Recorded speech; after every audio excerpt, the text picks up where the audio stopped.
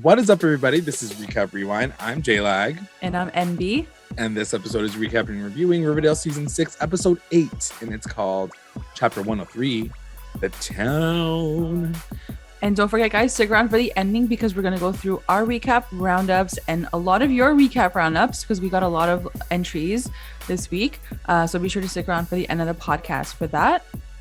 And as always, to our continuing listeners and our brand new ones, thank you for joining us. Don't forget to like, comment, and subscribe to the channel. Let's get into the episode. Let's get into it. So thank you, Macy, once again for filling in, co-hosting. It was such a good episode. I was watching it and I was like, wait, I want to input my after the fact I was watching it. Yeah. I was like texting J-Lag. I'm just gonna like summarize my thoughts on last week's episode because I did think it was a really good episode. Yeah, I really enjoyed it. Thought Cami Mendez's acting was great. Yeah, love to see Hermione back. I love that part of the episode. I felt like they summarized the Hiram thing pretty well. Yeah, like I felt okay with it at the end. I was like, okay, like I get it. Right. We had to wait an episode sort of to get there, to get that little montage of daddy and, you know, but it was cute. Yeah. Like at the end of it, I was like, okay, like I feel okay about this. Right. I still don't know how I feel about him being like dead, especially because like, I think Macy or you were saying the body again. Why like, did they have to say that it was burned? Yeah. Like you couldn't identify him like, like that always like sketches me out. Yeah. But apparently RAS was saying that no, he's dead. He may come back in some sort of flashback or like maybe dream. He didn't say what, but he's like, he's dead.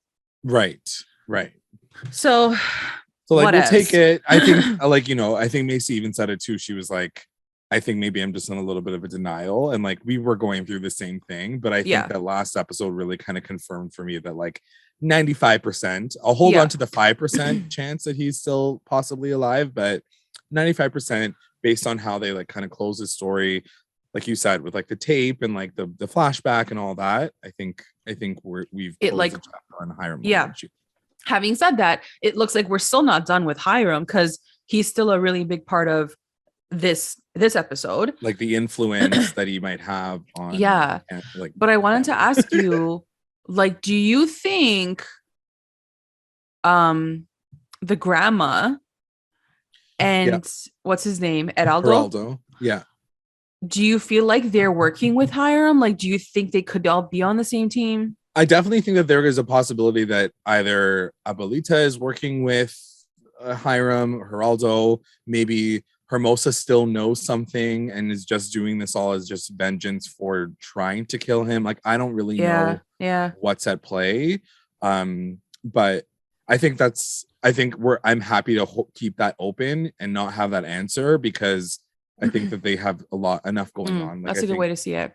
I think that, you know, Veronica's got enough going on right now to figure out, you know, let's keep them there for now. And then for sure. And like, yeah, like with him, like Geraldo, like he was in this episode, he played a pretty big part in it. Yeah. So for them to come with like Abuelita, like last week too, I was like, okay, like how much business does this woman do still? Like clearly she's still involved in the family business. Like, you know, I'm thinking she's just like her grandma. Like, no, clearly she's like running shit still. So exactly. I feel like they did that on purpose. And then like with him, like helping her out this episode, I'm like, okay, clearly like there's something going on. Yeah. Maybe it's going to be a romantic connection. Oh, but wait, are they cousins apparently? No, I think that's her godson. So like, yeah, you like don't just like have to be related to. Like, I wouldn't mind like a next fling for Veronica there. Yeah, I'm kind of into it. I like their kind of like they have some interesting chemistry. No, and the I fact that him. She calls on him for this episode, I'm just like, okay, like you don't want Reggie to do it, you want him to do it. Well, it's almost like, it's interesting that you said that because almost like he gets that world, whereas Reggie gets like the business world. Yeah, but like he gets the underworld. Yeah. He's not as deep as Geraldo is. We don't know. Something could happen. But those are my thoughts on last week's episode. I thought it was a great episode overall. Like, we came back strong. So I just wanted to like say that. Sure. Yeah, let's get into this week's episode. Again, I like back. Let's get into the episode. Yeah. Welcome back on B. All right, let's do this. So starts right off with Tabitha. As we know from the end of last episode, Jughead has gets mind reading powers now. And so the episode starts off with Tabitha talking to Jughead through his mind. But he says something that's interesting. He says, I told everybody that like it's a part of me, my hearing kind of coming back. Like the doctor said that I could be getting my hearing back. And he says, is it wrong of me to lie to everyone and lie to Tabitha? Yeah. And I was like, yeah, it is. But at the same time, I'm like, why are you even lying? Like, why? Like, you've already told her you can read. So that's what I don't get. That's the part that I didn't understand. Yeah. And I'll also, because he was like, oh, basically what he does is like, he lets them like think what they're going to think. They're like about to say it. Like they say it. Yeah. And then he like answers them. So it doesn't look like he has a hearing problem. But what if they're just thoughts? Like, what if they don't actually say it out loud? Exactly, which is what happened later. I was like, okay, how are you gonna say that one? But I guess he's reacting. I don't know. Yeah. Do you know what I mean? Like that was weird to me. And by the end of the episode, I'm pretty sure he's got to tell everybody. Well, he looks to Archie because I watched the second time and he was like, and Archie was like, he said something in his head, but he didn't say it out loud. Yeah. And Jackie was like, yeah, like he's sketch. And I was like, at the very end, he didn't say it out loud though. Yeah. And so at that point, I think that like he's gonna have to tell. Yeah, he has to tell him. What's happening. I mean, he does, right? I think that's what happens. He does. And to your point, like, why are you lying about that? Just say the real thing. Like, who cares? He's just being melodramatic in this beginning. Part. He was like, should I lie? I'm so bad that I'm lying. Yeah. Anyway, so that's what he says. And it turns out that someone submitted the whole episode basically centers around this article that was written about Riverdale, and it was published by his Free Press newspaper about its dark secrets and what's going on with it, like what's wrong with it, all that kind of stuff. And so it's kind of a quick montage of everyone reading the paper, calling out the casino. It shows Veronica, calling out the street gangs. It shows Tony, calling out the crappy sheriff. It shows like Tom Keller, and calling out the homelessness in the town as well. And Archie sees Jughead and he's just pissed about the article. He's just like, what the F? I don't think they have the conversation just then and there, but like he's just upset about it. Cuts to Brita and she talks to Nana. So now, as we remember from last episode, Nana is living in some hay. She's looking real rough, like in that hay. And essentially she says to her that they need to get Cheryl back. You know, Brita really wants to know. She saw her in the mirror. And so Nana kind of gives her an idea. And she says that Brita needs to find Cheryl in her dreamscape. And it becomes this kind of like, I don't know, like how did you feel about it? How did you feel about that all? I mean, magic has been introduced, so at this point in time, I'm just like, sure, let's go into people's dreamscapes. Like, if that's how we're tethering people and all that other stuff, like, let's go with it. I was fine with how it all kind of played out, and it was a really cool way to kind of visualize where Cheryl's soul has been hiding or whatever. Yeah. But what did you think about it? No, I agree. I think they did a great job of like explaining where is Cheryl, because I was a little confused on that. I didn't mind this whole sort of like pivot into like her dream. I love that Brita was the one that like had to go and find her. Like I didn't mind it. It was okay. And to your point, like we've already gone there now. We crossed the line. Well, let's just freaking run down the football field. Like we're already here now. Like this is their version of transference, essentially. Yeah. At least it's a little bit simpler to understand. Yeah. The problem that I keep having with this whole situation is like Nana keeps becoming this person that everybody keeps trusting, and I'm like, does no one trust her? Or like, where's her head at? She just brought back this ghost you threw into her room, so you think that she's going to be on your side. Like, I don't know. Like, you keep asking her for the questions. She keeps being like shady, but then you keep asking her more questions. So it's like, how are you trusting her? Exactly.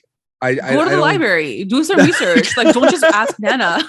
Like, she must be like super desperate, but at the same time, like at this point, I would not trust a thing that Nana says. No, like she's the reason why they're there in the first. This is literally her fault. Yeah.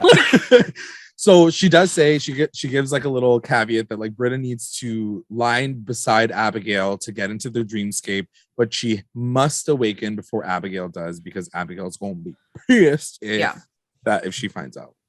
So cuts to Abigail doing her makeup. And it shows kind of like it kind of zooms into her face and whatever, and then it shows Cheryl, Jason, and Penelope eating dinner around a table as kids. Like I'm kids as in like they were like 15, same actors, yeah, still alive or whatever. And obviously it's some sort of dreamscape, but like this picture perfect visual of the twins and their mom, and Penelope's just being a total biatch, obviously. And Cheryl's just like sitting there all timid, like not the Cheryl that we know and love. This is like young, timid loser Cheryl.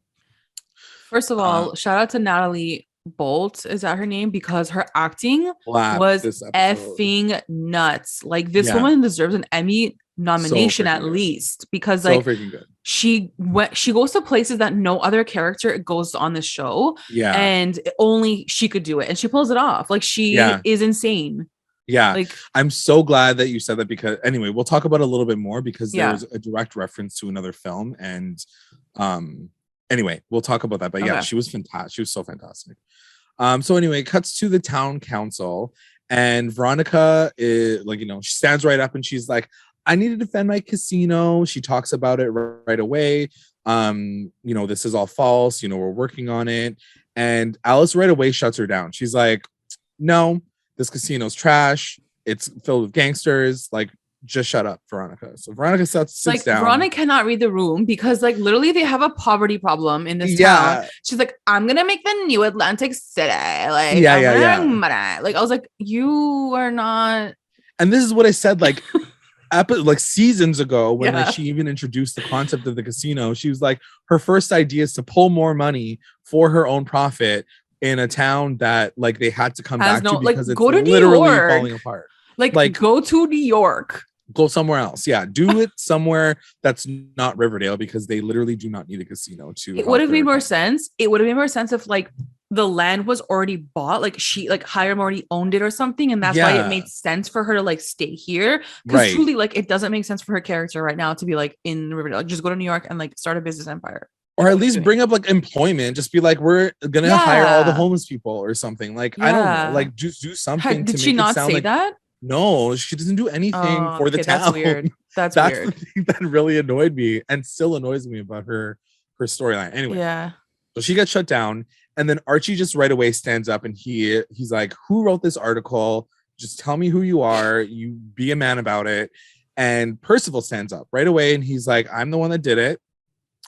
And Tony actually has a moment with him where she says, oh, Percival Pickens, your ancestors are the ones that basically massacred my ancestors. Cool. So I was like, okay, cool. There's some shit going on there for sure. There's obviously beef. And Percival tries to kind of like backpedal on it, say like, no, I'm a new person. I'm just coming into this town. Like, I'm so innocent. And Percival says that he has a lot of options to help. One of the things that he wants to do right away is get rid of the homeless people. And by get rid of the homeless people, he literally means to push them out by getting them all in a bus and driving them out of the town, like literally out of the town. So, which is apparently what happened in New York City, like so many years ago. That was like the rumor that like one day the homeless people just like were missing, vanished. Yeah. So I was kind of down for the storyline. I was like, okay, like how are they going to sort of, bring this all together? Like I was intrigued for sure. So Archie obviously fights back, even though I think in this episode or in this part too, like you start to hear the like scape of all this list, like all the town's thoughts as well, because now we're getting the perspective of Jughead hearing people's thoughts here and there, and like what are they saying, da da da da da. But anyway, Archie at this moment fights back, but Percival like bold-facedly says, okay, well, just give us your solution. Like I gave you my solution, like what's yours? So he doesn't have one at this moment. So it cuts to the next scene, and it's Abigail talking to Brita, and she wants to look into the history of Riverdale, and Brita is now trying to devise the plan to put her to sleep. And so she's like, I have a cup of tea, which she's obviously drugged. Why don't you go up there? I'll bring you a book, and then like you can do your research. And she's like, cool, thanks, bye. She doesn't think anything of it, whatever. Cuts to Jughead going to visit Archie at the Andrews house. And obviously, first time we get to see Archie and Jughead for a while, like together, I loved properly it. talking, and kind of having a conversation as friends. which I enjoyed. And they come up with this idea of micro homes for the homeless, which I love this idea. It. Yeah. I thought it was I'm sure it's been done like in terms of like different actual communities, but I thought it was a cool idea that Riverdale brought this forward. And so yeah, they're like, that sounds like a great idea. Let's do this. Let's run with it. Cuts back to Brita going to sleep beside Abigail to get into her dream. She literally lied. Like when she said nearby, I thought she was gonna like sleep in her room because like it's a house and like they probably have adjoining rooms. But no, she was literally she wanted to cuddle. She wanted to cuddle. She might as well have just like got up in there and spooned her. Yeah. The one thing that I died at was when she was holding the cup and she drank it and Sheila was like laying on the couch. She was like holding it like this. And then, of course, they had to have the dramatic shot of her like dropping it. I'm like, girl, you just got to put the cup down. Like, we didn't need the drama of you like dropping it out of your hand as you were holding it as you fell asleep. She's like, gone. Yeah, she's like, I am gone now. No. She just drops it.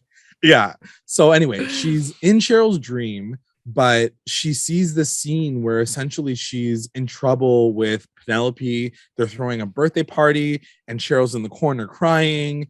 And Brita's talking to Penelope, being like, what's going on here? Like, why is Cheryl in the corner? Isn't it her birthday too?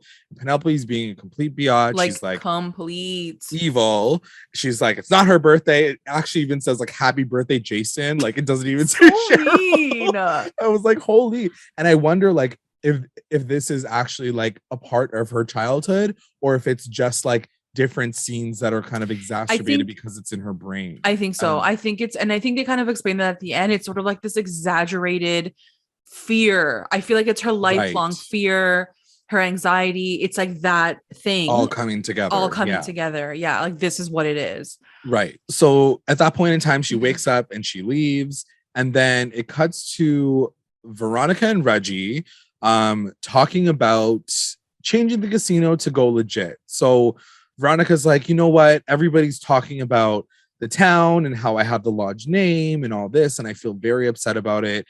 I want to see if we can go legit with this casino, which again was one of the things that I was annoyed by, that she went straight into scamming, because you're just like your dad if that's the case. You know, like she has this whole like storyline of, I don't want to be my dad. I don't want to be a crook. I don't want to be a mafia person. I don't want to be doing all these things. But when she opens up the casino, her first thought is to like, how is she going to scam people? How is she going to do underworld stuff and do skims? And like right out the gate, she was already doing shady shit. Yeah. And I'm just like, how are you different? At least your jewelry shop was legit. Like this is like you just going into the underworld. So for her at this point in time to say, I want to go legit, I'm like, you should have been doing this from the beginning. 100% agreed. I was very confused at that because I was like, girl, you already been doing shady stuff. So like, like, why are you changing the game now? And also like whatever happened to her She-Wolf of Wall Street? Like, I thought she's still like a stockbroker and like a jewelry store. So like, can't you be making money from like those avenues, or like she just retired from that? She just retired. She doesn't want to be the She-Wolf of Wall Street anymore. She just wants to like do her thing. So I'm like, okay, no, I agree with you. But her whole character, like moral compass is like,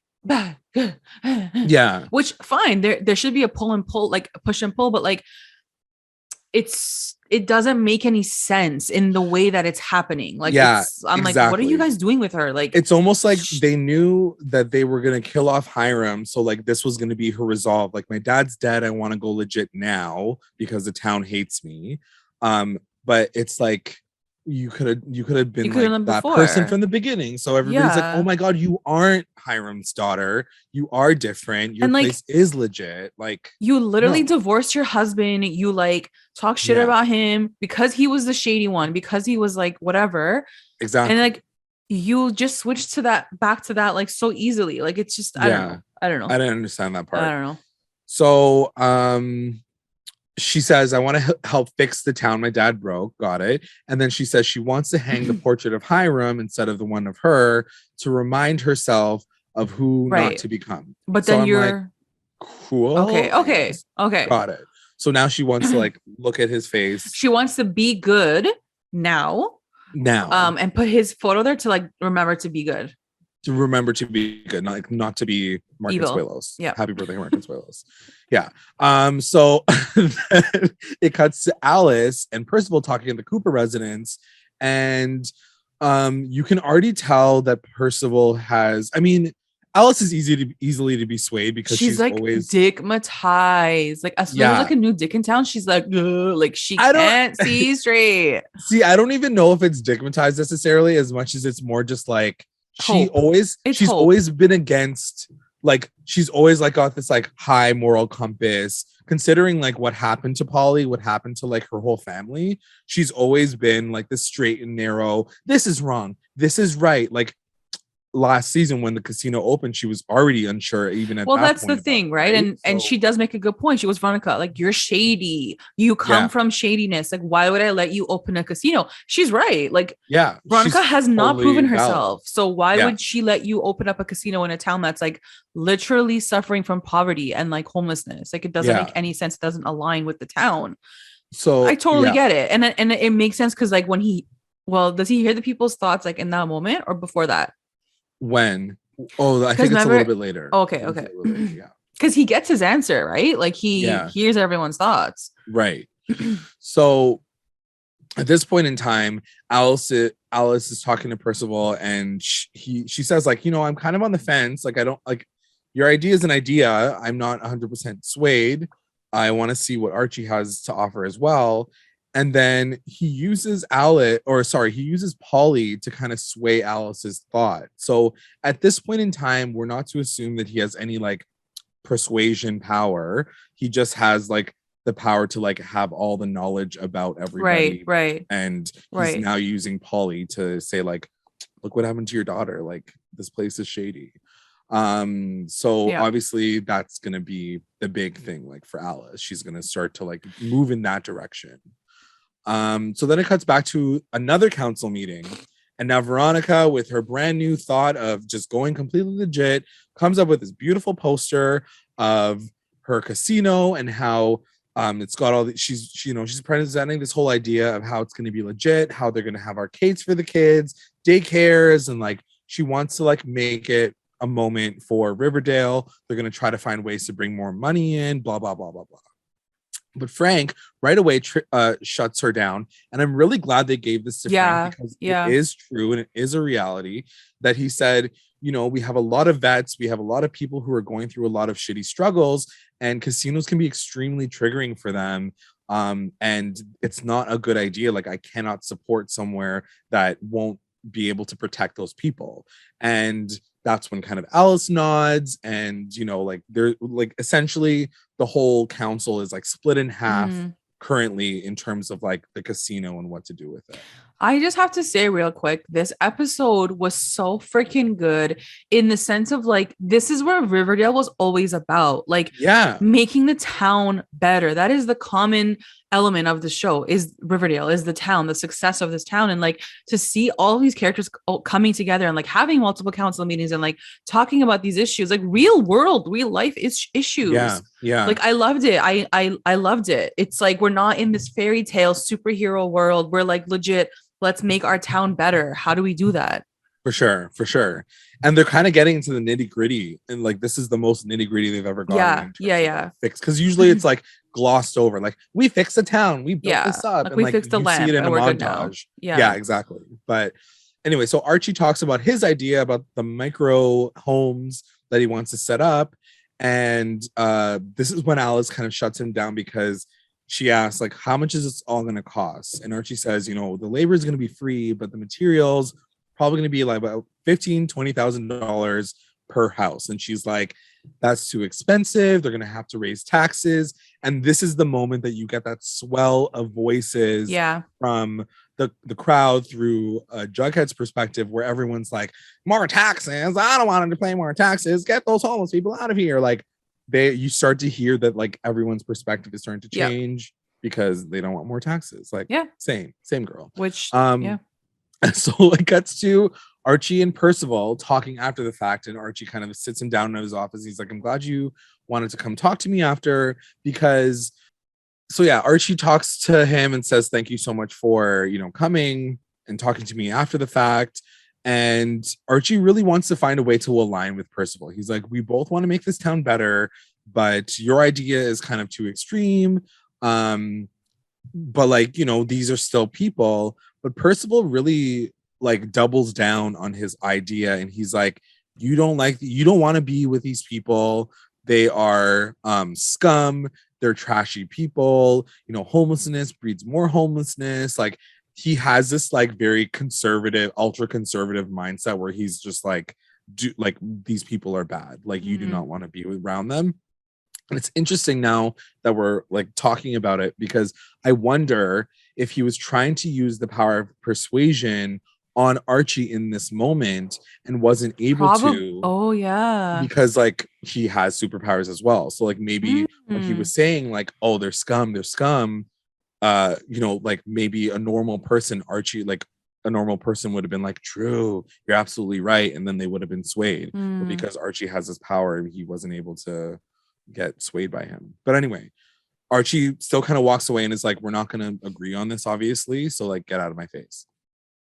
Cuts to Pop's diner, and Archie kind of trying to take some time to talk to Tabitha and Tony as friends and business owners, and says, we're trying to come up with funds to build this, like, this proof of concept house. Would you be able to underwrite the houses, and you can sponsor 2 houses, and then we can paint them in the colors of Pop's, and then another one in the colors of the White Worm. And both Tabitha and Tony are like, I'm down. I'll send you a payment through Chime. Like, they're like, cool. Why did they say that? Was such a weird, like, advertisement? Is that a real app? 100%. Yeah, Chime is an app. Oh my god. Sure. Yeah, it's like a Venmo. Yeah, it's basically Venmo. So then they go to visit Sketch Alley to start building, and they see Doc again, who we met like few seasons back, or last season, when Jughead was homeless for 5 seconds. And the homeless people are ready to help. They're like, where can we help? What can we do? And it's all feel good. Everyone's good to go. Cuts to Reggie and Veronica talking, and Reggie kind of crunches the numbers, and he tells Veronica, listen, I'm so sorry, but just based on, our information and what I know, I've tried to crunch the numbers. We're never going to make a profit if we go legit. Yeah. Like, we should try to set up some sort of scam. And like, that's what I'm saying. Like, she built it based on scamming. So the fact that she like didn't look at this as a business and that's viable without scamming, I'm like, bro, you're not a good businesswoman. She-wolf of Wall Street. Get out of here. How are you the she-wolf when like Reggie had to like be like, crunch these numbers? Do you know how all these things cost, like permits, licenses? Like, do you know? She's like, no. Well, how do you not know? You're the she-wolf. You're a business savvy bitch. Like, where are you right now? It's so true. It's like, it was so out of character. Like, yeah, a lot of the things that she ends up doing is so out of character for a person like that knows, or you would assume knows, so much more about the business world. And I'm just kind of frustrated. Agreed. And all they had to do was like have them both doing the numbers or something, and then like she's like, oh, this isn't working, we can't do this. Meanwhile, like it's just him reporting back to her like he's doing everything. So like, and she's like, huh, interesting. Like, I didn't know that. What a surprise. So in this moment, I guess one of her workers comes in and is like, you need to come to the private room right now. And so they go visit the little private room, and there's a guy hanging on it. He's dead. He killed himself. Yeah. And Veronica's like, oh shit, this guy's hanging. I'm gonna call Abuelita's Iceman, Geraldo, to fix this. Yeah, because they can't call the cops. No, because they don't want to go. Because she's like, if we go legit and anybody finds out about this, we're never gonna like open, and we're never gonna have a good reputation. Yeah. So then it cuts to Brita, and she tries to come and wake up Cheryl, this time in her dream. She's in her room, she's sleeping, but Penelope comes in, and it's in the middle of the night, and she tells them to start cleaning. So for anyone who's like a movie fan, this is almost a direct reference to the film Mommy Dearest, which is kind of like a gay iconic film, which is why I know about it. But it's played by it's Joan Crawford's like real life story, who was a big actress back in the 20s or 50s, I don't know.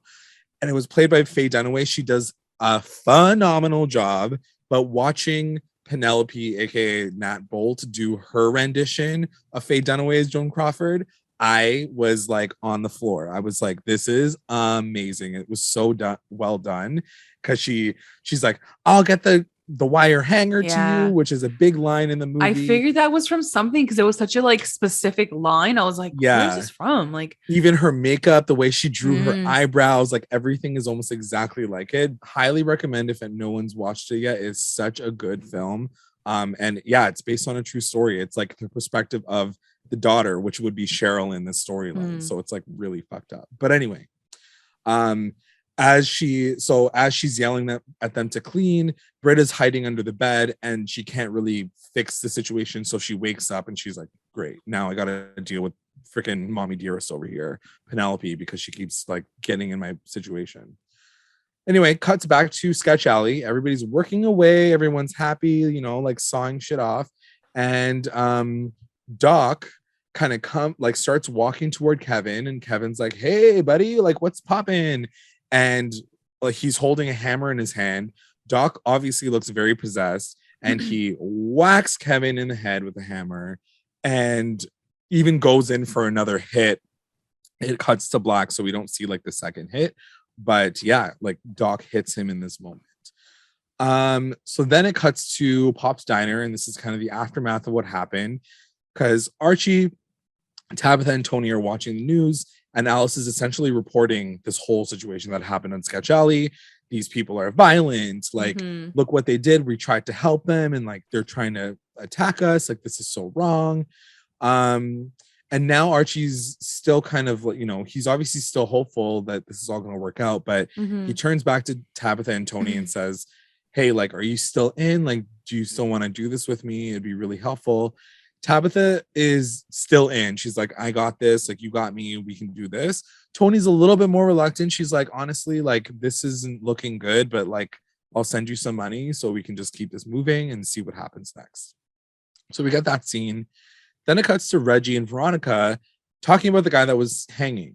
And they're like, okay, like, what was his situation? Like, how did he even get to that point? They start looking at the old security footage, and, you know, Veronica says, you know, this is a pretty common thing that happens when you're like, you lose a shitload of money at the like, you know, at the casino, and you're in so much debt. Like, people actually do this. Like, they go and kill themselves because they're in so much debt. So she thought that was a situation, but then Reggie's like, no, like, look at like his money. He was like up $20,000. Like, he was making a shitload of money before he died. But then the last scene that we see of the security footage is Percival kind of leaning over and whispering in his ear something. And then in that moment, they can't investigate further in that particular moment. But then Geraldo comes in. He's like, hey, let's go. Like, let's do this. Why do you think Percival did that? Like, what's the benefit for them to have a dead body in their casino? I mean, the benefit is she'll either have to report it, like get caught or something, and get caught, and then. But why doesn't he want the casino to be built? Like, that to me didn't really affect Percival, right? Like, no, he does say it. He says it in the article. He's like, this casino is corrupt, it's filled with a bunch of gang members, and like, you know, it's not really well done. That's why Veronica leans in so hard and making sure that it's not the case. But anyway, Geraldo comes in that moment. Cuts to Brita talking to Nana, because she's like, Nana, this is not working. Penelope is kind of, you know, she's in my way, but I need to find a way to communicate with Cheryl what's happening so she can snap out of it. And Nana says, like, you just have to figure out a better way to talk to her. Like, cool, Nana. Thanks for that tip. Thanks, girl. You're the best. Like, I could have figured that out one for you. Yeah. Cool. Anyways, cuts to Percival visiting Kevin and Tom. And then you can tell that he's trying to sway them as well in the hospital, because like this had just happened to Kevin. And Percival kind of comes in, he's like, let me tell you about this town. So you know that like they're likely going to be swayed in his direction as well. Cuts to Pop's Diner, and the mini house goes up. It was super cute. I love the little ad plug. Thank goodness Benjamin Moore donated all the paint. I was like, okay, Benjamin Moore. I thought it was funny that they didn't change the name. Like, they didn't say like something more. Yeah. But at the end, they literally have a credit in the title. Like, at the end, like, it says thank you to Benjamin Moore. That's like, hilarious. Oh my God. Like, that's the thing. I'm like, we always make fun of the fact that they always have like these adjacent like brand names and stuff. But like when they're advertising, we saw Doritos, like all the chips. Like, we know that they advertise in the show. Yeah. I'm like, okay. It's like whatever keeps us going gets us to season 7. Like, let's get that ad money, right? So then it cuts to Veronica and Geraldo talking about the body disposal. And he's like, don't worry, I got this. I'm going to like send it and like put it into some random bathroom in the middle of nowhere. And she asks him to also look into Percival Pickens. Like, can you please just look into him? Let me know like what his situation is. Geraldo's like, cool, got it. Cuts to Archie getting a call from Tabitha. And unfortunately, someone has vandalized the little mini home. Like 5 seconds later, it's like, we don't want you here. Get out of here. Trash. Hate you. Trash. So he's like pissed off. He's actually so pissed that he punches his own truck. Like he's like, rah, rage. Like, I was like, okay. I'm like, chill, like punch the floor or something. Like, Jesus, like, you know, break your truck for this. So then it cuts to Jughead visiting Doc in jail, the homeless guy. And Doc, poor guy, he's like, Jughead, you have to believe me. I don't remember what happened. Like, next thing I know, I'm holding this thing over my, like, in my hand. He doesn't remember anything. And Jughead tries to, like, get into his head about it. And he's like, think about, like, who it could have been. Who could have done this, like, to you. And in his mind, Doc says, it was someone with a, like, accent, maybe, like, a British accent who told him to do it. And Jughead's like, got it, thanks, bye. So he leaves. Now we're getting some more information. The story's moving along. I was really excited about this part. Cuts to Jughead interviewing Percival. So he's using it as a guise to like interview him again to get a little bit more information and suss him out.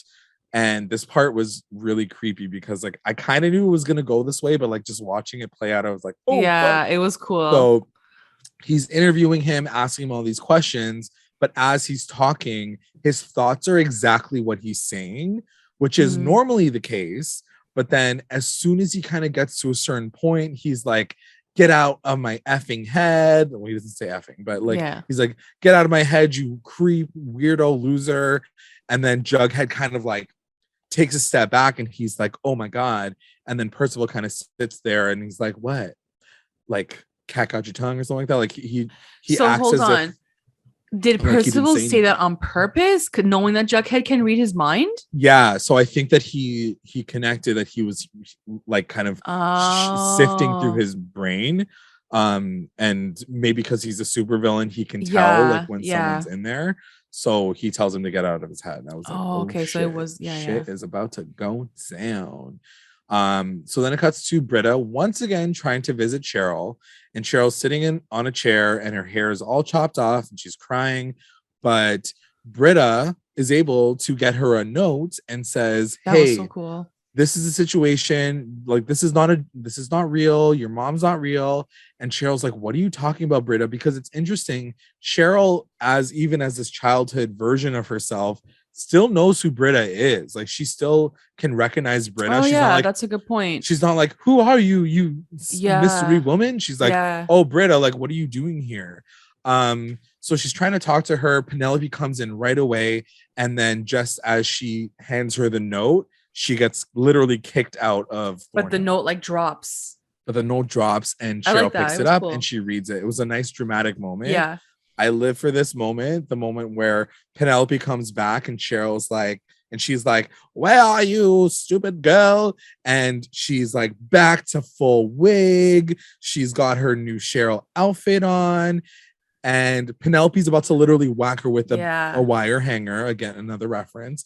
And Cheryl's just like, you're not real. Get out of my face, bitch. Like, this is not the moment. And Penelope's like, oh, she's like deactivating now. Like she's like starting to glitch out in her brain.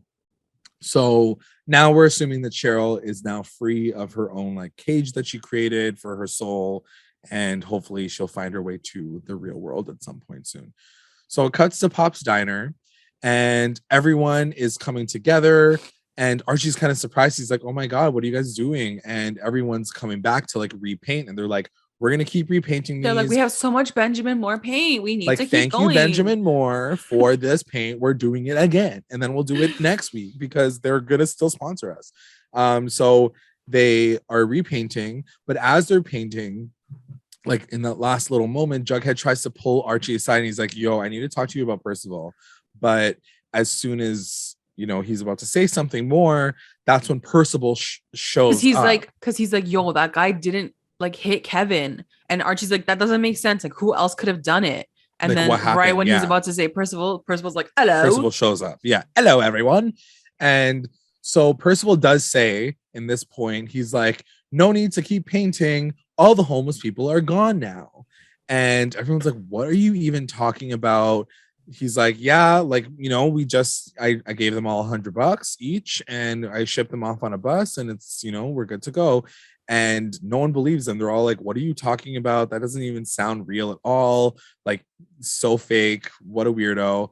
And he's like, I don't know what to tell you. Like, they're all gone. So homelessness in Riverdale is now solved. And this part I always try to like catch these like production moments, but they're painting in the day, like it's a daytime shot, but they don't check the alley until like it's literally nighttime. Like it is like I didn't notice that. Obviously more dramatic and whatever, but like it's this hand shot of them all down the alley and like it's completely empty, but it's like nighttime. I'm like, they didn't go until nighttime, like they just like discussed it amongst themselves and showed up at night. Anyway, whatever. Cuts to Cheryl now visiting Brita in her dreams. But she doesn't know how to get Abigail out of her body. She's just like, thank you so much. You will be rewarded. Like, you're such a great friend, whatever. But I have no idea how to get Abigail out of my body. So we got to figure this out. Then it cuts to the council meeting and Percival gets a round of applause for getting all the homeless people out. And he actually announces that Tom helped him. So everybody's kind of like side-eyeing Tom, being like, wow, you really did that like under everybody's nose. Like, that's so tight. And it turns out that Tom is also making Percival a deputy alongside Kevin. So now he's going to be essentially like law enforcement. Sorry, I still don't understand. I know this is random, but like I still don't understand why Kevin's taking care of the baby, because like he's just as busy as everyone else. Yeah, I mean, that's the thing that annoys me about his whole storyline. I'm like, you needed a baby and then you needed to become a deputy to like become relevant. Like, what were you doing? Like, you wanted to be on Broadway, so why are you a deputy right now? Like, go live your dreams. Yeah, I mean, that's the thing. The real reason is because Fangs and Tony asked him, like, can you please protect baby Anthony? Wow. No, for sure. But then I'm like, okay, but like she's still there and he's the one getting attacked. Like, yeah, I know. Like, he's so useless. Like, where's your holster? Where's like, your he's like in the hospital? taser? He's supposed to be taking care of the baby. I know, he's so useless. So I can't even deal with Kevin and how both of them. Both of the Keller men are like waste. Like, get out, please. Just hot. Thank God Josie's mom got out when she could. Exactly. She's on tour. She's like, bye. I believe me. So anyway, so then it cuts to Archie, and he says something like, in his mind, this is the part that you were saying, he was like, he's like the super villain, and then Jughead hears him think that, and he turns to him and he's like, we need to talk. Like, we need to talk right away. Is. So then it cuts to Veronica talking to Alice about the casino again, like on the side. And Alice is like, honestly, your name is like tarnished this whole concept. Like, even if we were to get behind it, like I've talked to the members about it as well. Everyone kind of unanimously agrees that the lodge name like is too tarnished. So the only way that you're going to get support from us is if you take a backseat. And Veronica's like up in arms about it. She's like, how dare you, blah, blah. Like, she makes it seem like, how dare they like, like make this statement about the lodge name. Like, your dad fucked up the town. He like, literally had a Ponzi scheme. He literally tried to blow up the town. He literally stole money from people. Like, why are you so shocked? Like, what? Have you not been watching your own show, Veronica? Yeah, exactly. Like, go watch an episode and call back. But anyway, she's like still shocked and frustrated about her conclusion about it. But Alice is pretty strong and she's adamant. I would have liked it more and just respected her way more if like Rana came out guns a-blazing and said, this is how we're gonna get this shit done. I'm not even gonna go to ask permission, because ultimately, like, you should know at that point that like they're not gonna let you do this. Which is essentially what she does end up doing when she Yeah. does like have that scene where she's like, Yeah. honestly, we don't need the town's approval. We're just going to do our thing. Yeah. So this is that scene. So Veronica is talking to Reggie and Geraldo at the casino, and she says, never mind, we're going to take the low road. And I wrote down this note. I said, I get freaking whiplash from her doing one thing and then deciding to do the next thing. And like, just you literally couldn't even go through one half episode trying to be on the straight and narrow. So much for that poster of your dad. Went fucking bad. Yeah, exactly. So much for the fucking reminder. Now she's looking at Hiram every single day being like, I'm going to be just like you. Like manifesting. But also the fact that like Reggie last week or whenever it was, he was like, I'm so proud of you. You did the right thing. And like, I never took you for that kind of girl. Meanwhile, you're like pushing her to like do shady shit. Yeah. I don't get them at all. Like, I don't understand the perspective and how they decided to go this way with anyway.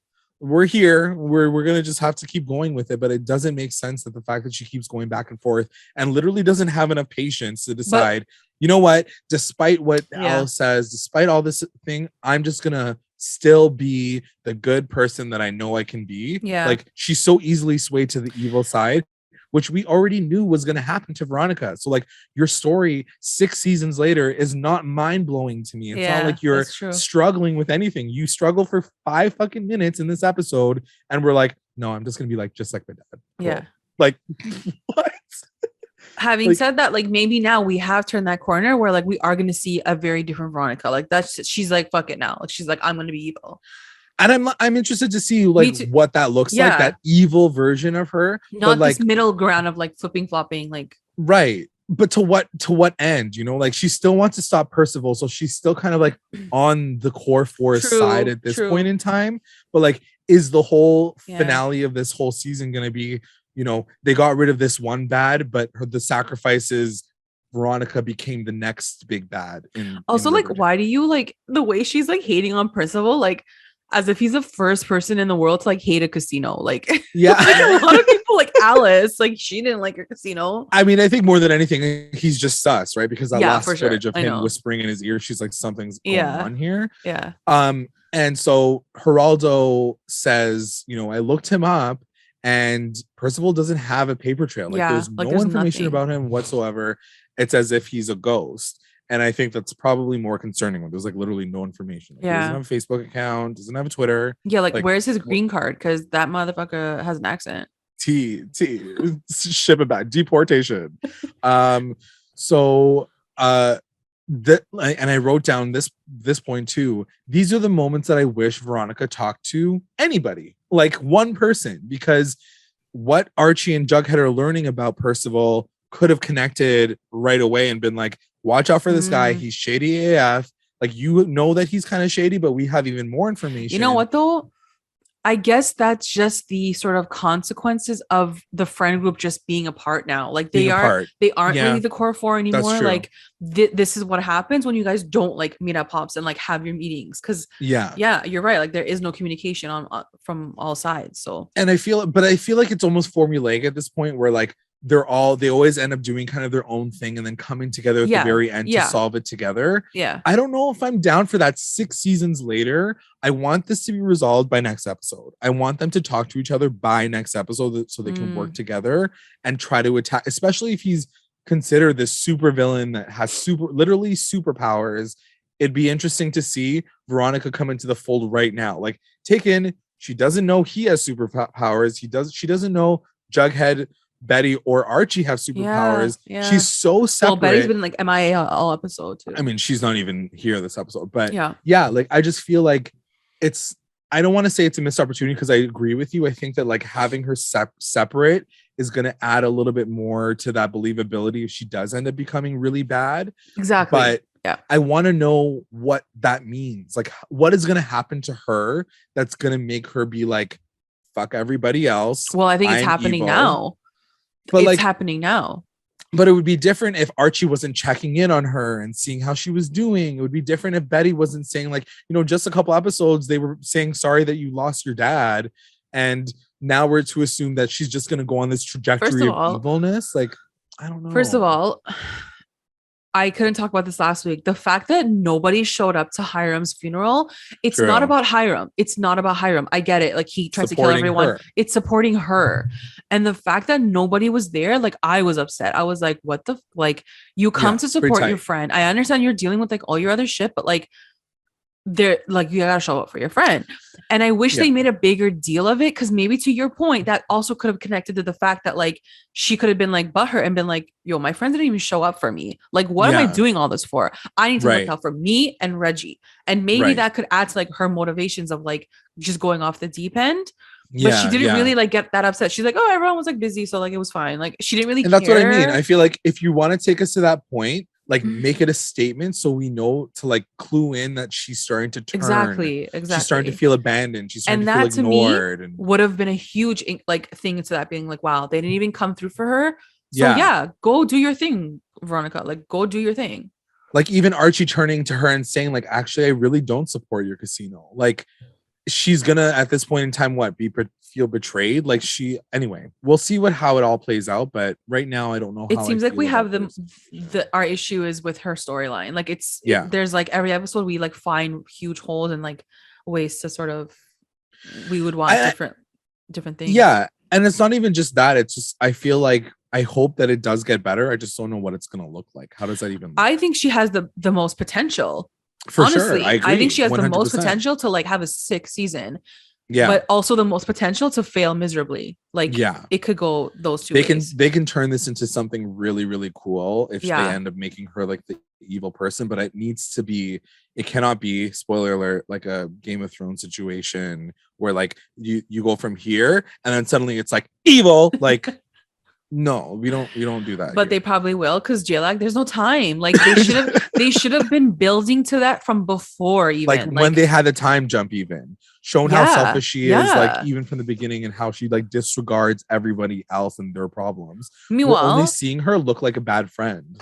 We're not seeing her actually be like business savvy and be like, I don't really care about anyone else, and her saying it out loud, being like, honestly, Jughead is an idiot. Betty's not even my friend anymore. Fuck Archie. Like totally I want her to like get to that point. Yeah. But she's not even there. She's just removed. That's all. Like just situationally, she's removed. That's all it is right now.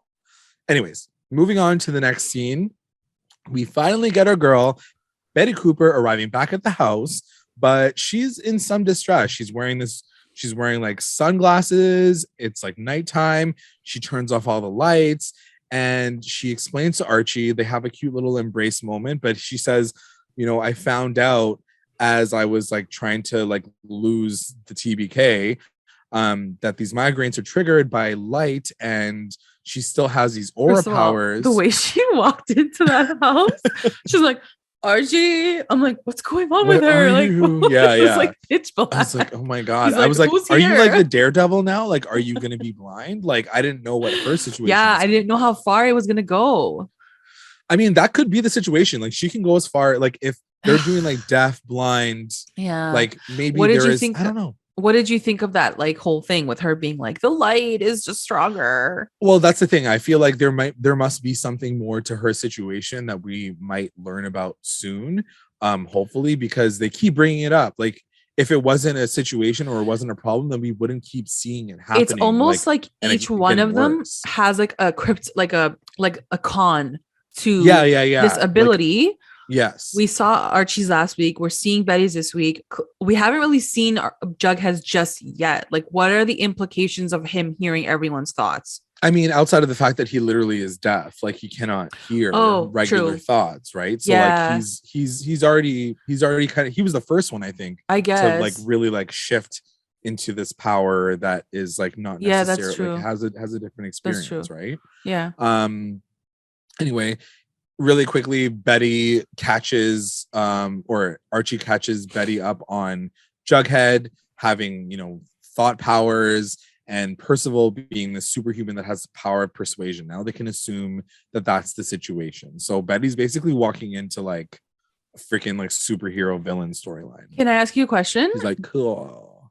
Do you think Percival and the TBK are connected in any way, or will be connected in any way in the season? Ooh, that's a really good question. I could see them teaming up at some point in time. I feel like he could use him as a distraction to get what he wants. Like Percival, like uses the TVK to be like, "Oh, you want Betty? She's in my way anyway. Like, go grab her. She's here." Like, I can see them working together because two is always better than one villain. So Yeah. I can definitely see that happening. But that's a really good point. Do you think that that's going to be the case? Yeah, like I don't know. Like I feel like there's a lot of different things they can do. And Yeah. I'm wondering if at some point, like, will they sort of persuade Percival to help them with TVK? Like maybe because TVK Percival wants to make the town better, right? Like, Right. and then there's like this like serial killer on the loose, like in Riverdale. Like, wouldn't his intentions be to get rid of that serial killer too? I would say so. Yeah, no, that's true. That's a really good point. But also, like, what is Percival's real end game? Yeah, it totally. Can't just be like, I want this town to be perfect. Yeah. There needs to be something more to it, but maybe that's all it is. I know we've mentioned this before, and I really, really hope it's not going to be a situation like Buffy where like Riverdale is like the Hellmouth and like this guy's coming to like take over Riverdale because it's the Hellmouth. Yeah. Like I wouldn't be down for that. I don't know. He's like Lucifer essentially. Yeah. Yeah, so that scene happens. Everybody's caught up on what's going to happen. Then the final scene is Percival writing down some notes, and he writes Jughead mind reader ? And I'm like, I thought you pretty much know that. He was questioning it. Yeah. So maybe he doesn't know 100% like what his power is, or maybe not the extent of it, but he knows that he was in his head. So he's like ? Yeah. And then it kind of zooms out to him, and it zooms into this board that he's facing. And it's like literally everybody needs to make like a board. Like everybody needs a mood board here. So we got the Archie, we got the Tony, we got the cat. Like we got everybody on this board. It's like, but the final what is he doing? Like why? Yeah, I don't know. He's probably just trying to like see who his opponents could be to get what he wants. So like the final shot is him zooming in on Archie. The assumption is that he's going to go after Archie next. Yeah. I don't know. Like I'm enjoying this storyline. Like I have to say, like we are very tough critics, but this I am enjoying it because ultimately, like the end goal is like to protect the town, make the town better. You know, he's an intriguing villain right now, so I'm down. And it's interesting because I said it last podcast as well with Macy. I said, you know, as much as I was very reluctant to have this like superhero storyline, the last 2 episodes, including this one, I'm like into it. I'm like, okay, I can jump into this. Like you guys, I never thought that Riverdale or any, like, I feel like when you go from a show like Riverdale that was like so based in reality and shifted so quickly into something, not quickly, but shifted 6 seasons later into superhero, supernatural stuff. That's very difficult to do, but they do it in a way that is almost like intriguing enough for me to be like, all right, I'm down. I'll get on this boat. Let's go. Totally. And if you ask like Roberto, like I feel like he'll always say Riverdale always had like a sprinkle of, you know, like magic, supernatural magic to it. There was always this like underlying current, so that like had that. Yeah. You know, I think Cheryl's storyline is like totally that. Like we get so much of that in her storyline. Yeah. I really want to quickly mention last week, I think Macy mentioned it, or maybe you mentioned it. The whole like Aunt, what's her name? Abigail. Yeah. She had a thing with Antoinette. Yeah. Right. Back in the day. Yeah. So like we said this to her, like that might bring back CHONI because like she might want to like whatever. Try to like find a way back to her. So I could see that happening. That's kind of exciting. That might be coming up around the corner, like having this CHONI connection. I'm down for I'm ready for that. Lots of things. Like I'm excited for what's to come for sure. I'm excited to see how they're gonna end up this is the thing. These are the moments that we have to remember, because by the time we get to the finale, it could be a completely different story. So like I want them to like keep writing the story in the way that it's supposed to be said. Before we end, I really want to mention one of our listeners, Mackenzie. Like she's so good. Like she knows like so many things about the world. She was messaging us and she was like, you guys have to like pick up all of these connections from Riverdale and Riverdale. Yeah. And off the top of my head, like I don't remember exactly. She like listed all of these things where like things are like connecting now. And I'm like, oh my God, I didn't know I had to like pay attention to like what happened there too. Like in Riverdale, too many things to think about. Yeah, for sure. I'm sure that they keep happening, but I think we did talk about the fact that there are kind of that direct episode consequences to like what's happened in Riverdale still happens in Riverdale in its own way. So, you know, I guess the big question mark at this point is like, if Archie's gonna die, like how is that gonna happen? And like if Tony's gonna be dead or become this person, how's that gonna happen? Like all these different characters and their fates and how their storylines kind of played out in Riverdale. Yeah. We're to assume that something extreme is gonna happen to each of these characters. And like what does that all mean? You know what I mean? Like, so yeah, definitely looking back on Riverdale and seeing if there's any direct connections, because we do know that there are some things that did happen. Really quick, part of our message, because I found this part interesting. Also, if Riverdale is really going to be the final battleground between good and evil, is anyone's soul safe? I think maybe Jughead says that, which parallels, and thus began the battle for Riverdale's soul. Right, which is one of the last things that Jughead says. But we will come to recognize that this battle that the writers keep referring to is a battle between good and evil. Mm-hmm. Oh, interesting. Okay, Mackenzie, come on with the facts. Yeah, very interesting. You guys are like the viewers pick up like so many more things. Yeah, it's just it's good. It's a lot. It's a lot of little cute little nuggets. I'm loving it. My final question to you is, what did you feel about BARCHIE this episode? I mean, the ships, like the whole ship world. How do you feel about that? Because really they've been non-existent. Like there's not too much focus on that, you know. For sure. And I think we talked about that too. Like we do get a few nice little moments. I'm not gonna lie, I only miss Betty probably toward the end of the episode. Yeah. I almost forgot that she was in the story, because I think it's just because they have such a big cast and there's so much happening all the time. And really Betty like does everything. She always is literally the one that solves she needed things. A vacation. So the fact that she wasn't in this episode, I missed her up until the point that she shows up and I'm like, oh yeah, Betty's here. Like, thank God they put her on the playbill. Like, I don't know. Yeah. So I wasn't mad at the fact that they didn't really focus in on BARCHIE this episode at all, because she wasn't even here. Yeah. And then we got that little cute moment. A lot of people's favorite moments was seeing them together. Obviously, a lot of our fans are BARCHIE fans as well, but you know, seeing them kind of come together in that final moment, and that's all they really needed for us to be like, yay, they're back together. Like, I'm good with that. Yeah. We don't need it all the time, you know. And I feel like we've been getting that constantly. Yeah. So to see that kind of separation this episode, I was like, okay, I'm into her taking some hiatuses, taking the back seat, like, because she's so constantly at the forefront, and BARCHIE therefore is a part of the forefront as well. But not having her on it was, I liked it. Yeah. What do you think? You agree? Yeah, I know, agree. And also I love the fact that Tabitha was able to have her own sort of moment too in this episode and be like, yeah, I'll help you guys, I'll fund this and I'll help you with this and I'll do that. And I was like, I love her sort of coming out of just being Jughead's girlfriend sitting at home, like with him having those conversations.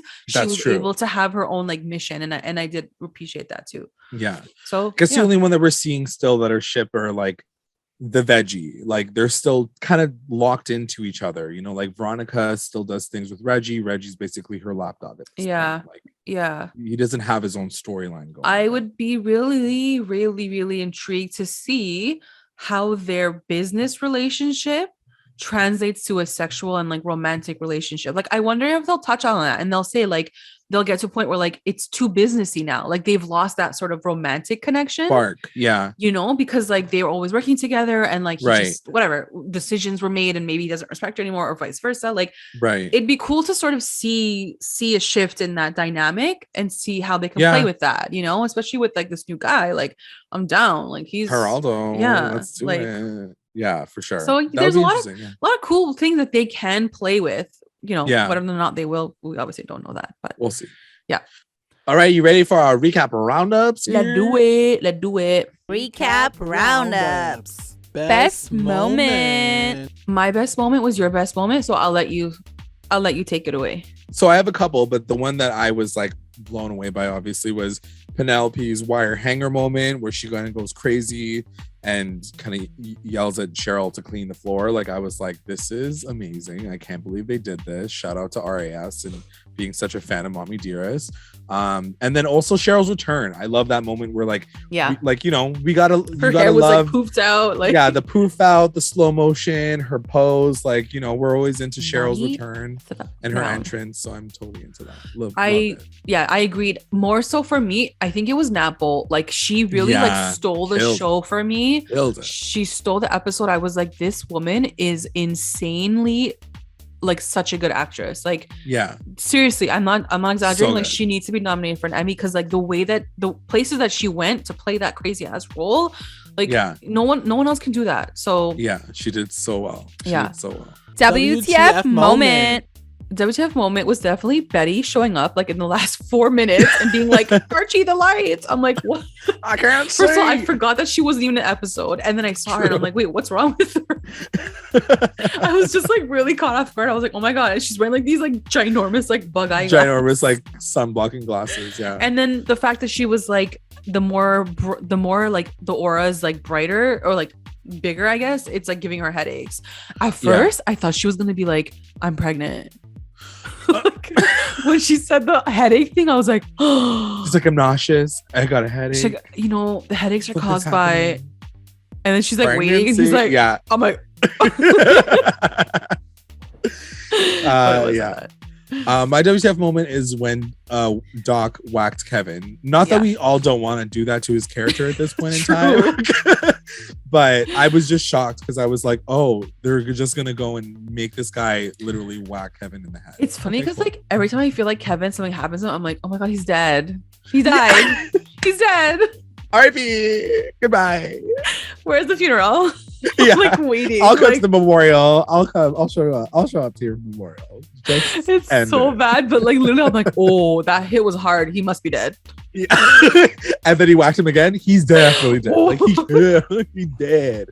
But no, he was not dead. He was alive. Oh God. MVP is gonna go to Brita.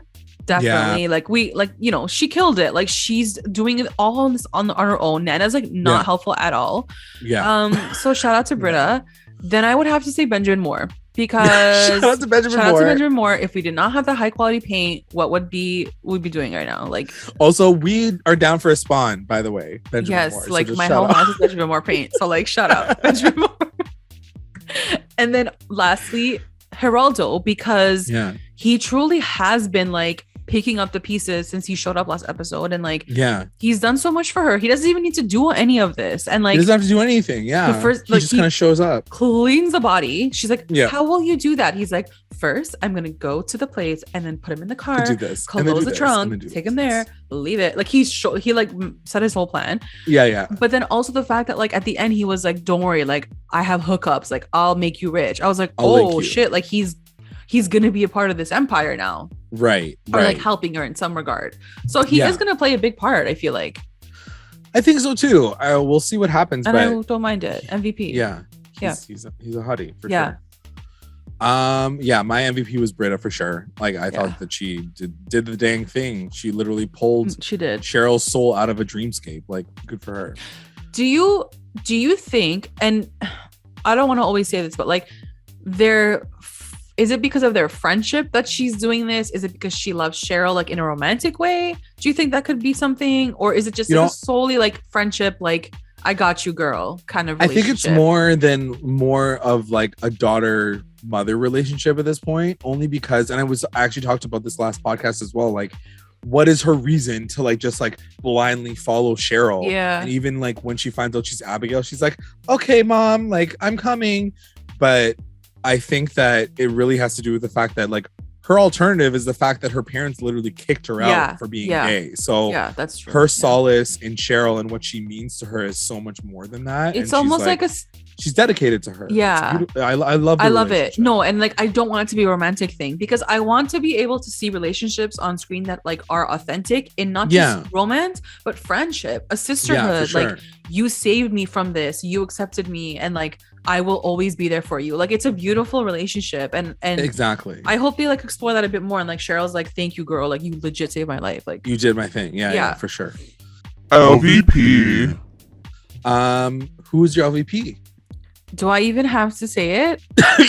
Go for First of all, Tom Keller looks like a freaking like he's so unkept and like he doesn't even look like the sheriff anymore. Yeah. Like, thank you, sheriff. He's like, oh yeah, like hi guys. Like, can't do anything. Yeah. Like, you legit can't do anything right. You trusted this random ass person that came into town. Like nobody even questioned like who is this guy? Like, hey, can I see your like what's your connection to this town? Whatever, nothing. And then also his son, like useless on useless. Both of them, double Both of them. useless. Like it's a you generational thing. First of all, I wanted to say this. I didn't get to say this last week. The nepotism of Is that real. decision is so real and disgusting. To the fact that you would hire your son who has no, well, he went to the army, I guess, right? He went to the army, right? Yeah, he studied. I don't think in the comics he went to the army. Oh, okay. But this one, he was a part of the ROTC. Yeah. Like, how can you just make him deputy? Like, doesn't he need to do something else to be deputy? And also, he just got like smacked in the face like 5 minutes into being deputy. Like, it's just a shit show on that family side. Like, they can't do anything right. So they're my LVPs. Right. Case closed.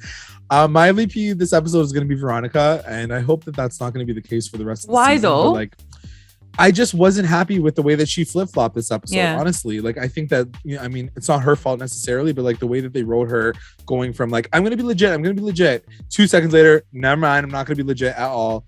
They're not giving her the story that she deserves, in my opinion. So it makes me not like her as a character.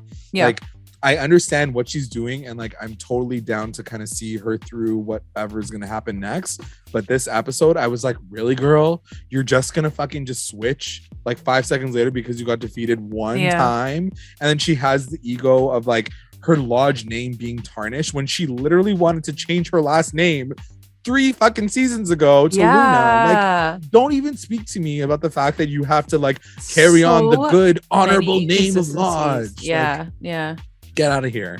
Like, you hate your dad. You literally tried to kill him, or you literally killed him. You literally killed him. Get over yourself. The best line. Best line goes to her. Veronica. She said, if Riverdale doesn't want to bet on us, we have to lean into who we are and what we do best. As my mother would like to say, I am my father's daughter. Daddykins. I just thought it was like a sort of like an intriguing line, because I'm like, okay, bitch, what are you gonna do now? Like what's the that could be her turning point. Yeah, for sure. No, I'm interested to see what happens to her for sure, even though she's my LVP. My best line is Cheryl, and she says to Penelope, "You're in my mind, you psychotic bitch. You shouldn't be here." And then like, you know, we just get that iconic line from Cheryl. I'm always down for that. Yeah, definitely. All right, let's blast through our friggin' listener roundups, because we have quite a few. Yes. At CHONI5 on it just says WTF the promo. Which so I haven't seen the promo just yet. Episode. Yeah, she's like, the promo is more important. Yeah. Best moment, Brita and Cheryl link up. LVP Penelope, I hate her and want her gone. MVP Brita filter. Brita filter. At Betty Andrews 910, best moment, Betty and Archie's reunion hug. WTF every scene with Penelope. MVP Archie, Tabitha, and Tony, obsessed with this trio. I do like them all three of them together. Same, I'm like, they're so cute. Like, imagine the love triangle between Tabitha, Tony, and Archie versus Betty and Veronica and Archie. Like, that would be so cute. Anyways, Brita was also a badass this episode. LVP, Fangs ? He didn't even really show up this episode, right? Best line, Betty saying, God, it feels good to be home. And Archie saying, yeah, it hasn't been the same without you. Oh, so cute. At Sky Goddess 23, best moment, BARCHIE hug. WTF moment, Doc hitting Kevin with a hammer. MVP, Archie, Avi. LVP, Reggie. Best line, home was never the same without you. Heart face, swirling hearts emoji. So cute. I know we don't usually like double back, but I'd like to know like what your thoughts are of Reggie, because you're such a fan of him. Like where do you think his character is gonna go at this point? I feel like he's just such a secondary role to Veronica. I feel like there's not much to say about where I think he's gonna go, because I think where he's gonna go is wherever she goes, sort of like it's so tethered to her. Are you okay now with that? I think I'm okay with it. Okay. I think in the beginning they were more fun because they were like in secret and like she was exploring with him, and like it was just more fun. And now it's become like a business relationship. Yeah. You know, so it's not as exciting, I guess, because it's not new anymore. Yeah, exactly. You know? No, that's true. That's a very good point. At Barchie's Origin says, best moment, Barchie reunion hug. Saw Betty and Archie being honest and vulnerable with each other, which is rare in all the craziness of Riverdale. True. WTF moment, Cheryl and Jason's birthday. MVP, Archie, Tabitha, and Betty. Betty didn't do anything this episode, but all right. LVP, Kevin, question mark. Best line. There is Archie no question mark on that one. Period. Kevin, period. Exclamation mark. Yeah. Best line, Archie calling Jughead story trash. That was like bad. CSIM Productions, best moment, the ending. I think the plot with Mr. Pickens is really interesting and has a lot of potential. It's cool to see a different villain other than Hiram. 100% agreed with that. Very well said. WTF, Veronica deciding she's evil 12 hours after she wants to be good. Yes, that's exactly. Pick a side. MVP, the town council, ex Alice. I love how characters are actually interacting, and it's not everyone in their own stories. 100% agreed. 100%. I love that. I love the town council meetings. LVP, Kevin, because like, what is he doing on the show at this point? Yeah. And then final one that I have here is at Barchie RVD, and they just gave a best moment, Archie and Betty hug at end. Yeah, so many Barchie, like it's like a little like cracker. I really feel like our Barchie, like the Barchie fans have kind of clustered. Someone called us the Barchie podcast, and like guys, we love Barchie, but like we like all ships. Like we're down. We were just critical. Open to change. Like we just wanted to change after 3 seasons. Like we were bored of Bughead. Like, you know. Yeah. Quick ones on IG. HM Murph, Barchie's reunion hug, Kat Michael seeing a Fred Heads poster up in Archie's house, LA Playa edits, Barchie hug at the end, love Arch dot Betty and Archie hugging. Obviously that was gonna be that. Liam Mew, MVP, Brita, LVP, Penelope, Lodge edits when Veronica said, as my mother would say, I am my father's daughter. I am my father's Royal Council member. I loved when Cheryl called her mom a bitch. Penelope sucks. There's a couple other ones, but they're kind of LVP. Yeah. There's so many good ones, guys. I'm gonna try to share that post so you guys can see what everyone said. But so many good ones. So happy you guys sent us your recap of Roundups. It's so much fun reading all of them every week. For sure. Sorry for the slight delay on this podcast. It's a couple of days late, but it's all good. Better late than never. Yep. So at this time, I'd like to take the time to thank our patrons of the episode, our Rewinding Squad. We have White, Nicole, Lit Rewinders, Tina Ann, Slay, and Kate. And our mommy and daddy rewinders, Becca, Sarah, Tamala, Grace, and Cliff. Thank you guys. If you'd like to join our Patreon family, check us out at patreon.com/recap_rewind. And also make sure you're checking out us out on all of our socials, Instagram, Twitter, YouTube, Facebook. You can also find us on Google Podcasts, Spotify, and iTunes. Like, subscribe, follow, review, and comment to stay engaged with us at Recap Rewind. Thanks so much for listening. Bye.